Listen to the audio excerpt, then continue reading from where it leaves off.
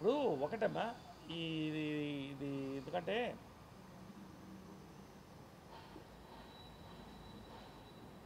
సినీ పరిశ్రమ ఎప్పుడు ఒక ఎవర్ లాస్లో ఉన్నటువంటి పరిశ్రమ చూస్తే సినీ పరిశ్రమే. చాలా మటుకు ఒకళ్ళు ఇద్దరు ముగ్గురు బాగుపడతారు, కానీ చాలా మటుకు లాస్ట్లోనే నడుస్తుంది. బట్ కొత్త వాళ్ళు వస్తూనే ఉంటారు. ఇది ఒక జీవనది లాంటిది. సో జనరల్గా ఇష్యూస్ ఒక్కోసారి వస్తుంటుంది, ఎందుకంటే పబ్లిక్ గవర్నమెంట్తో అన్నిటితో కనెక్ట్ ఉంది కాబట్టి. దీని మీద పెద్దలందరూ కూడా చర్చలు జరుపుతున్నారు, మాట్లాడుతున్నారు.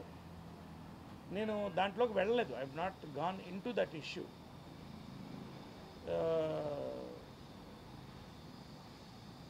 సినీ పరిశ్రమ ప్రభుత్వం కలిసి త్వరలో ఒక మంచి నిర్ణయానికి వస్తారని నేను నమ్ముతున్నాను. ఎందుకంటే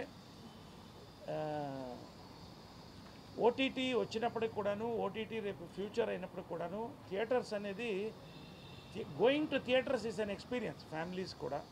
కాబట్టి అండ్ అంతేకాదు ఇవాళ రెవెన్యూ సినీ పరిశ్రమకి థియేటర్స్ టికెట్స్ బట్టి వస్తాయి. సో దీనన్నిటి కూడా సొల్యూషన్ త్వరలో వస్తుంది అనుకుంటాను. I don't have an idea whether ఛాంబర్లో మీటింగ్ జరిగిందా ఏంటో దాంట్లో తెలియదు, కానీ చర్చలు అయితే కంటిన్యూ జరుగుతున్నాయి. మొన్న కూడా చిరంజీవి గారు కలిశారు, మాట్లాడారు.